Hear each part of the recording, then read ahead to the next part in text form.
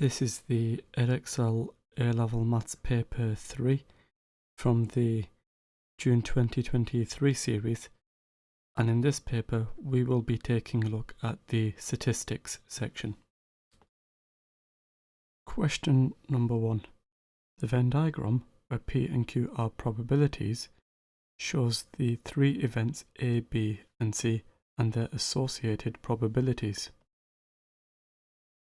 We see that here. For part A, we have to find the probability of A. To find the probability of A, we would have to add together the 0.13 and the 0.25. So, for part A, the probability of A is equal to the 0.13 plus the 0.25, which is equal to 0.38. So the probability of A is equal to 0.38. The events B and C are independent. For part B, we have to find the value of P and the value of Q. For independent events A and B, the probability of A and B is equal to the probability of A multiplied by the probability of B. We can use this idea with the events B and C. So, for part B, the probability of B and C is equal to the probability of B multiplied by the probability of C. This statement is true because the events B and C are independent. So do we know the probability of B and C? Well, B and C is shown by this 0.3. So we have 0.3 the probability of B and C, and this is equal to the probability of B multiplied by the probability of C. Do we know the probability of B? Well, for that we would have to add together the 0.25, the 0.05 and the 0.3. So the probability of B is equal to 0.3 plus 0.05 plus 0.25, and then we multiply this by the probability of C. Do we know the probability of C? Well, that's equal to the sum of the 0.3 and the P. So the probability of C then is equal to 0.3 plus P. And with this we can find out what P is. Well, we would have 0.3 divided by 0.3 plus 0.05 plus 0.25. That's 0.5, and then we subtract from this 0.3. So therefore you will find P to equal 0.2. To find the value of Q, we can use the idea that the sum of probabilities is equal to 1. So we are required to sum the 0.13, the 0.25, the 0.05, the 0.3, the P and the Q together and set the result equal to 1. So we have the 0.13 plus the 0.25 plus the 0.05 plus the 0.3 plus P plus Q. This is equal to 1. The sum here will remain the same. We know what P is, that's 0.2, and then we add on to this Q, and the result of this is equal to 1. If we simplify this, 0.13 plus 0.25 plus 0.05 plus 0.3 plus 0.2, that's 0.93. We then add on to this Q, the result is equal to 1. and therefore we can conclude Q is equal to 0.07. Part C. Find the probability of A given, not B. We can use the idea that the probability of A and B is equal to the probability of A multiplied by the probability of B given A. So, for part C, the probability of A given, not B, that's equal to the probability of A and not B divided by the probability of not B. So, the probability of A and not B, so we want everything that is A but not B, so that's equal to 0.13, and then we divide this by the probability of not B. So for the probability of not B, everything that doesn't include B, we have this 0.13, this P and this Q. And knowing the values of P and Q, we divide 0.13 by 0.13 plus 0.2, which is the value of P, plus 0.07, which is the value of Q. So let's work this out. We have 0.13 divided by 0.13 plus 0.2 plus 0.07, and it turns out we get 0.325. Question 2. A machine fills packets with sweets and 1/7 of the packets also contain a prize. The packets of sweets are placed in boxes before being delivered to shops. There are 40 packets of sweets in each box. The random variable t represents the number of packets of sweets that contain a prize in each box. Part A. State a condition needed for t to be modelled by a binomial distribution with parameters 40 and 1/7. For part A, for us to have a binomial distribution, the probability of a packet containing a prize is constant. This is one possible condition we could have. A box is selected at random. Part B, using t being binomially distributed with parameters 40, 1/7, find for the first part of part B the probability that the box has exactly 6 packets containing a prize. With our binomial distribution, what we are finding for the first part of part B is the probability that t is equal to 6. From the main menu, go to the distribution sub-menu. We have a binomial. The type we have is a t equals, so press F4 to select that option. X is equal to 6. Our num trial is 40.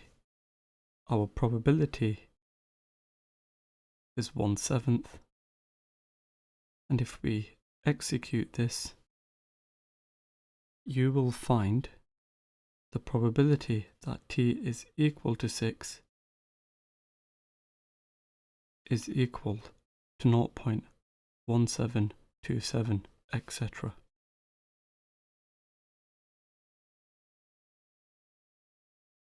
For the second part of part B, we have to find the probability that the box has fewer than 3 packets containing a prize. What we require for the second part of part B then is the probability that t is less than 3. And the probability that t is less than 3, that's the same as the probability that t is less than or equal to 2. So we can work this out using our calculator. Instead of us having an x equals, we want an x being less than or equal to. So for this, press F1. X in this case is 2. We still have 40 on num trial. The probability is still 1/7. If we execute this, what you will find is the probability that t is less than or equal to 2, which is the same as the probability that t is less than 3, is equal to 0.0615, etc. Camille's shop buys 5 boxes of these sweets. For part C, find the probability that exactly 2 of these 5 boxes have fewer than 3 packets containing a prize. Well, for part C, if I let the random variable k equal the number of boxes with fewer than 3 packets containing a prize, then we can say k is binomially distributed with parameters 5 and 0.0165, etc. That's because we already know from the second part of part B that the probability that we have fewer than 3 is 0.0615, etc. What we are looking for in this question is the probability that k equals 2, because we are finding the probability that we have exactly 2 of these 5 boxes. So, to find the probability that k is equal to 2, well, if we change the type to x equals, x is equal to 2, we have 5 for our num trial, and the probability which we worked out, that was equal to 0.0615 87111. So if we execute this, what you will find then is the probability that k is equal to 2 is equal to 0.0313, etc. Camille claims that the proportion of packets containing a prize is less than 1/7. A random sample of 110 packets is taken and 9 packets contain a prize. Part D. Use a suitable test to assess Camille's claim. You should state your hypotheses clearly. Use a 5% level of significance. So, our first thing to note is we are using a 5% level of significance. To begin with, if we let the random variable x equal the number of packets containing a prize, then we can say x is binomially distributed with parameters 110 and 1/7. Let's find out what the expected value of x is. The expected value of x, that's equal to 110 multiplied by 1/7. And that value is approximately 16. Our null hypothesis, H0, that's p equals 1/7. Our alternate hypothesis, H1, that's p is less than 1/7. What we are required to find here is the probability that x is less than or equal to 9. We have an x being less than or equal to x in this case is 9.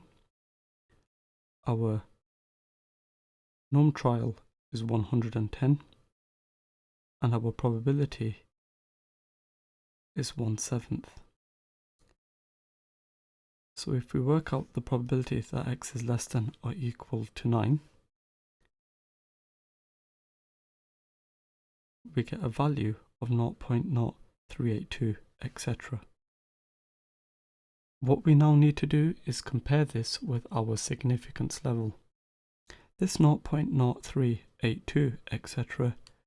is less than the 0.05, which is our significance level.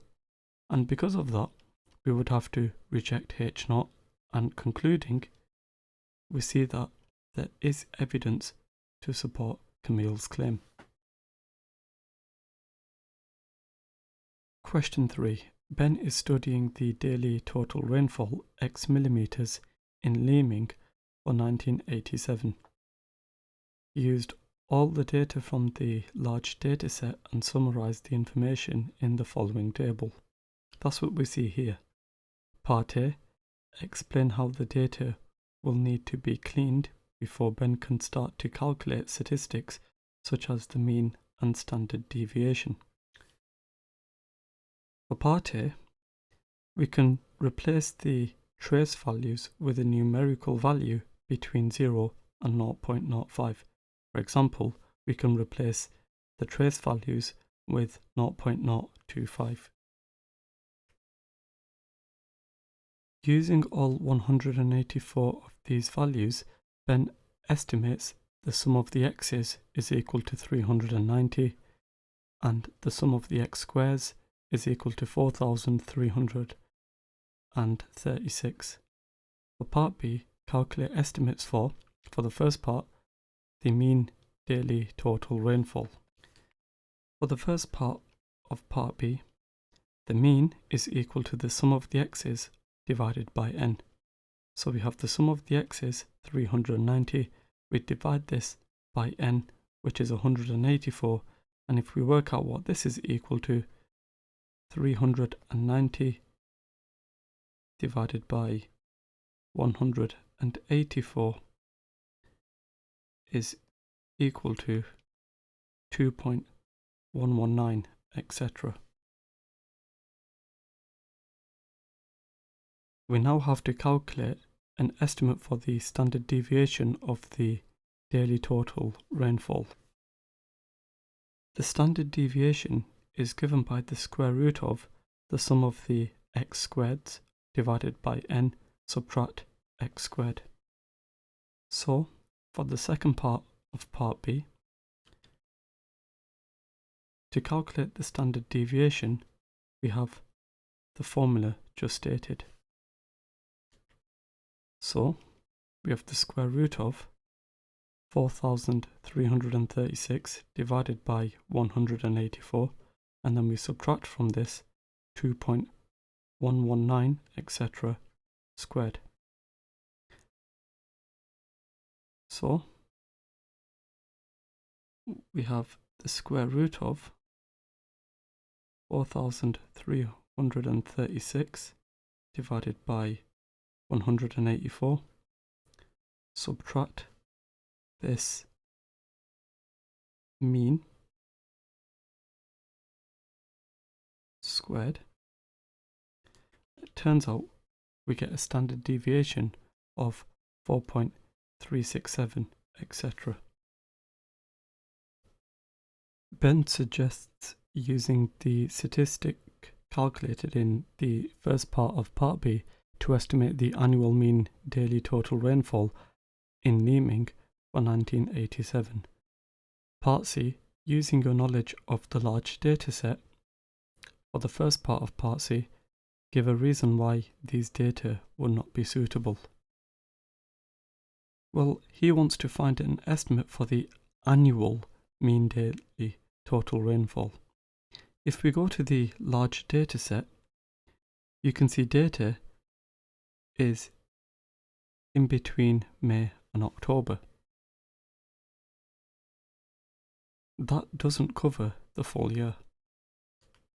So for the first part of Part C,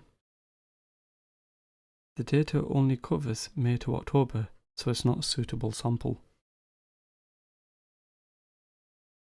For the second part of Part C, state, giving a reason, how you would expect the estimate in the first part of Part B to differ from the actual annual mean daily total rainfall in Leeming for 1987. Well, if we think beyond October to May, that includes November, December, January, February, March and April, we are including some of those winter months. So, in these winter months, we'd expect more rain. So, we would expect our estimate in the first part of Part B to be an underestimate. Question number 4. A study was made of adult men from Region A of a country. It was found that their heights were normally distributed with a mean of 175.4 centimeters and standard deviation 6.8 centimeters. Part A. Find the proportion of these men that are taller than 180 centimeters. For Part A, if we let the random variable x equal the height from region A, then x is normally distributed with parameters 175.4 and 6.8 squared. Now what we are looking for is the probability that x is greater than 180. If we go to the distribution sub-menu, we have a normal distribution. Press F3 because we have a situation where x is greater than. X in this case is 180. Sigma is 6.8. Mu is 175.4. And if we execute this, you will find the probability that x is greater than 180 is equal to 0.2493, etc. A student claimed that the mean height of adult men from Region B of this country was different from the mean height of adult men from Region A. A random sample of 52 adult men from Region B had a mean height of 177.2 centimeters. The student assumed that the standard deviation of heights of adult men was 6.8 centimeters, both for Region A and Region B. For Part B, use a suitable test to assess the student's claim. You should state your hypotheses clearly, use a 5% level of significance. For Part B, if we let the random variable y equal the height from Region B, because we have a sample mean which we are considering, y bar will be normally distributed with parameters 175.4 and 6.8 squared over 52. For our null hypothesis, mu is equal to 175.4, and for our alternate hypothesis, we're testing whether this mean is changing. So we have h1 mu does not equal 175.4. So what we are required to find is the probability that y bar is greater than 177.2. Let's work this out. From our calculator, x is 177.2.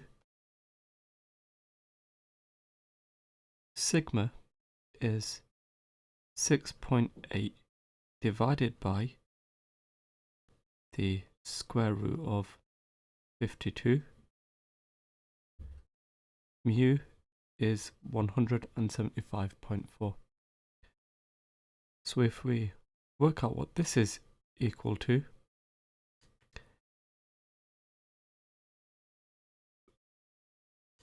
we get a value of 0.0281, etc. So if we have some sort of a number line, the region in red is where we would reject H0. We have alpha, our significance level, being 0.05. Our value, which we have just found, is 0.0281, etc.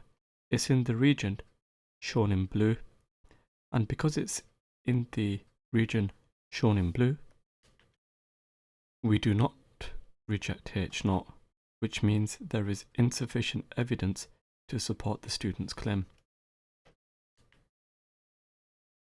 For part C, we have to find the p-value for the test in part B. Well,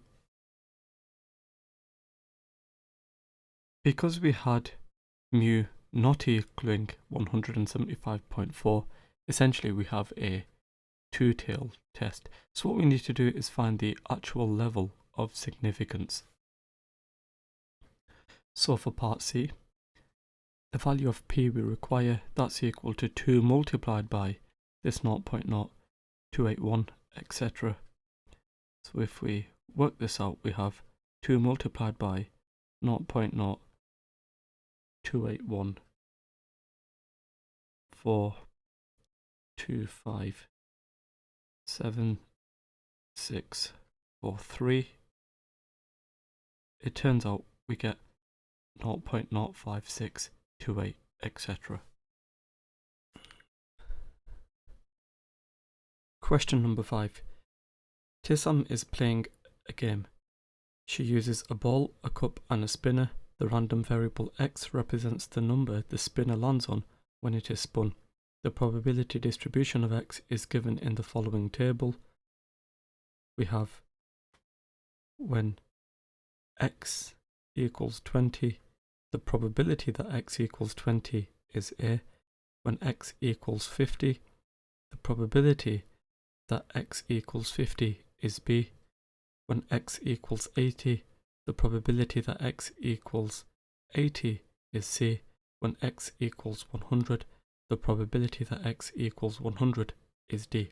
So A, B, C and D are probabilities. To play the game, the spinner is spun to obtain a value of x. Tissam then stands x centimeters from the cup and tries to throw the ball into the cup. The event S represents the event that Tissam successfully throws the ball into the cup. To model this game, Tissam assumes that the probability that S given x equals k over x, where k is a constant, the probability of S and x equals x should be the same whatever value of x is obtained from the spinner. Using Tissam's model, part A show that C equals 8 over 5 multiplied by B. Well, let's think about how B and C are related to each other. When x is 50, the probability that x equals 50 is B. When x is 80, the probability that x equals 80 is C. The probability that S and x equals x should be the same whatever value of x is obtained from the spinner. So that means then, for part A, the probability that S and x equals 50 is equal to the probability that S and x equals 80 is some constant. That's due to this second bullet point. So we note the following. For independent events, we have the probability of B given A is the same as the probability of B. The probability of A given B is the same as the probability of A. The probability of A and B is equal to the probability of A multiplied by the probability of B. So the probability of S given x equals x, that's the same as the probability of S. The probability of S and x equals x, that is the probability of S multiplied by the probability that x equals x. And we know what the probability of S is, that's here. So that's the probability of S given x equals x. And we multiply this by the probability that x equals x. Now, the probability of S given x equals x, we know that is equal to k over x. So we have k over x multiplied by the probability of x equaling x. So therefore we have b multiplied by k over 50. That's equal to c multiplied by k over 80, because this is all a constant. And therefore we have b over 5 equals c over 8. And rearranging, we see that c is equal to 8 over 5 multiplied by b. Part B, we have to find the probability distribution of x. First of all, we can use the fact that the sum of probabilities is equal to 1. So we have a plus b plus c plus d, which is equal to 1. Now, if I get this in terms of one of the unknowns, I can easily solve a linear equation. What we have to do is think about if we want to solve in terms of a, how b, c and d each relate to a. Well, when x is 20, that gives a probability of a, and when x is 50, that gives a probability of b. So we can see then b is equal to 5 over 2a. When x is 20, the probability is a, and when x is 80, the probability is c. So c is equal to 4a. When x is 20, the probability is a. When x is 100, the probability is d, which means d equals 5a. So what I can do is replace the b, the c and the d with 5 over 2a, 4a and 5a respectively. So I've got a plus b, which I've said is 5 over 2a, plus c, which I've said is 4a, plus d, which I've said is 5a. The sum of all this is equal to 1. And if I simplify, you will find 25a to equal 2, meaning a is equal to 2 over 25. I can use a equals 2 over 25 to find out what b, c and d are. I know that b equals 5 over 2a, so b equals 5 over 2 multiplied by 2 over 25, which is a fifth. C is equal to 4a, so I've got c equals 4 times 2 over 25, which is 8 over 25. And d, which is 5a, is equal to 5 times by 2 over 25, which is 2 over 5. So now, if we have our probability distribution table, we have a, b, c and d to fill in. We have 2 over 25, 1/5, 8 over 25 and 2/5. Here is our complete probability distribution table. Nav tries a large number of times to throw the ball into the cup from a distance of 100 centimeters. He successfully gets the ball in the cup 30% of the time. Part C.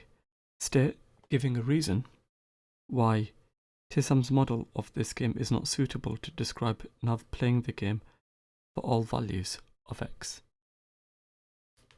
First of all, for part C, we have the probability that S given x equals 100 is 30%. So, the probability of S given x equals 100, that's k over 100, and setting this equal to 30%, k over 100 equals 0.3, which means then k equals 30. Now, with this k equals 30, let's think about what happens when x is 20. We know that the probability of S given x equals x is k over x. This gives a probability. So we know the value of k, we found that to be 30. I'm seeing what happens when x is 20. So when k is 30, I have 30 over 20. That gives 1.5.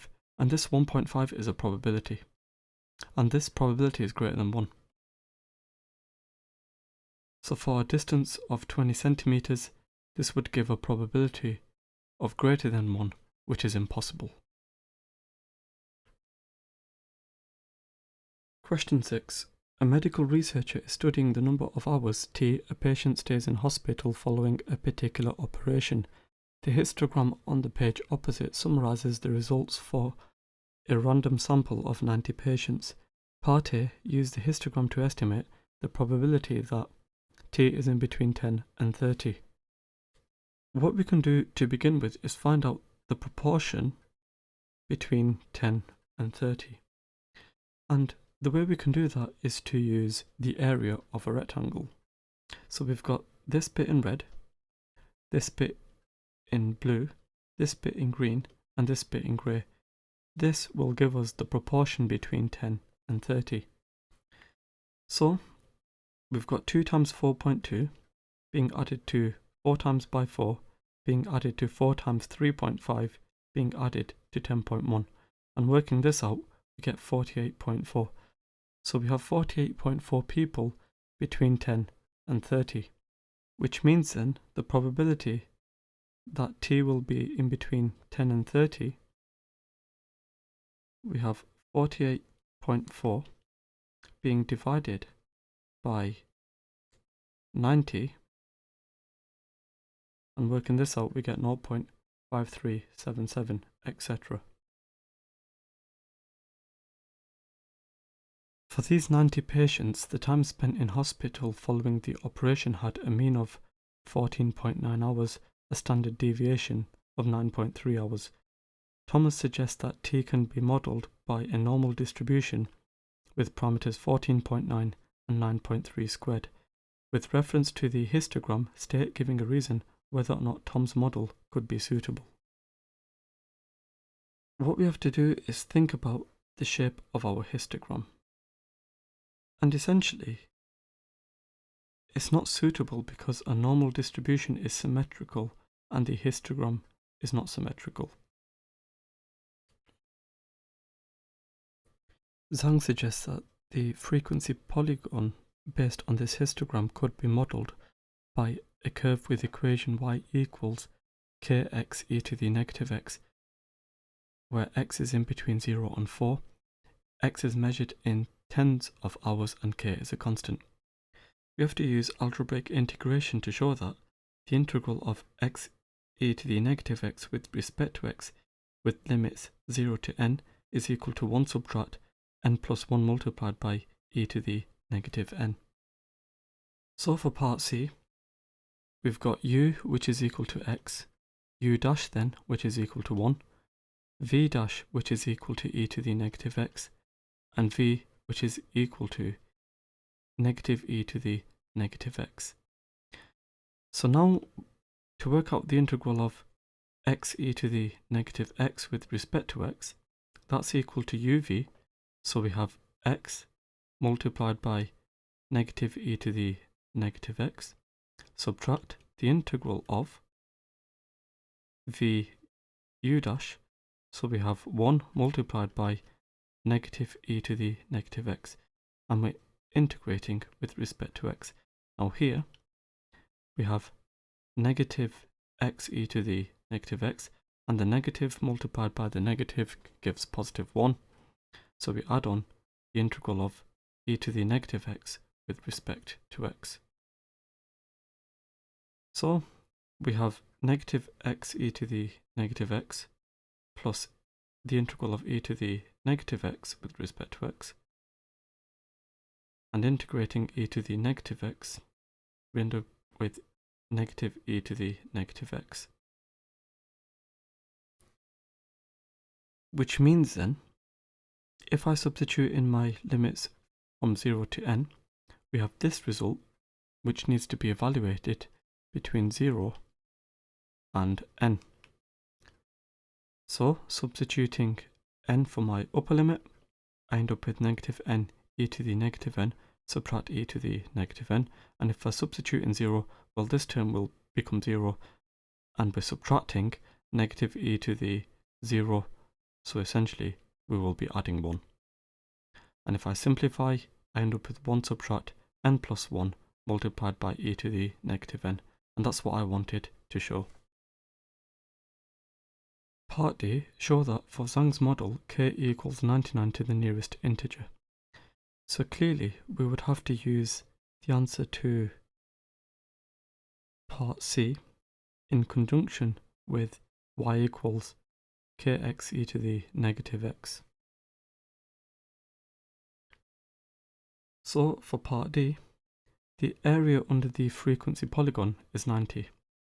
So therefore, we have k multiplied by this result of 1 subtract n plus 1 multiplied by e to the negative n equaling 90. And that's because we multiplied x e to the negative x by k, which is why we have a k here. Now, you will recall we are going from 0 to 4, which means then n is 4 because we are going from 0 to 4. So when n is equal to 4, we have k multiplied by, now this bracket will simplify to 1 subtract 5e to the negative 4, and this is equal to 90. So k equals 90 over 1 subtract 5e to the negative 4. Let's work this out. I have 90 divided by 1 subtract 5 e to the negative 4. So I get a value of 99.07 etc. for k, which means k is approximately 99.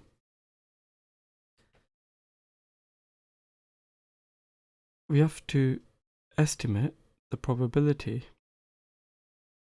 that t is in between 10 and 30 using Tom's model for t being normally distributed with parameters 14.9 and 9.3 squared.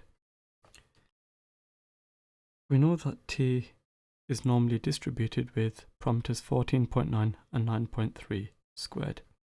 If we go to the distribution sub-menu, we have a normal distribution. What we are required to find is the probability that t is in between 10 and 30. So we press F2 to change our type to less than or equal to x being less than or equal to.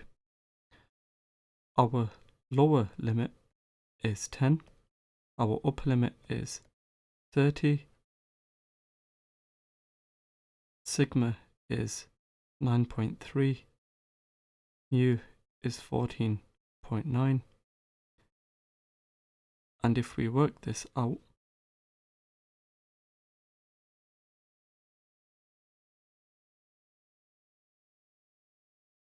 we end up with a value of 0.6486, etc.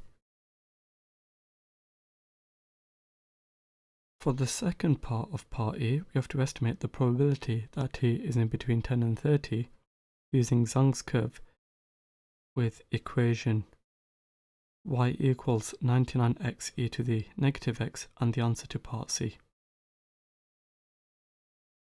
Now remember, x is measured in tens of hours, so where we have 10 and 30, our limits will be 1 and 3.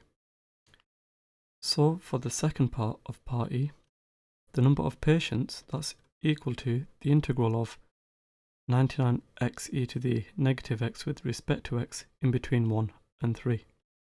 So using our answer to a previous part, that's equal to 99 multiplied by, well, I've already worked out the integral of x e to the negative x, and if I substitute in a 3, I end up with 1 subtract 4e to the negative 3, and then for my lower limit, we have 1 subtract 2e to the negative 1. So we are required to work this out. So we have 99 multiplied by 1 subtract 4e to the negative 3 subtract 1 subtract 2 e to the negative 1, and it turns out then we get 53.1, etc. So for our probability, we have the 53.1, etc. divided by 90, which is 0.590, etc. The researcher decides to use Zhang's curve to model the probability of t being in between A and B. Part F, state one limitation of Zhang's model. If we take a look at the equation y equals kx e to the negative x, x is in between 0 and 4. In other words, 0 hours to 40 hours. But in reality, patients may stay longer than 40 hours.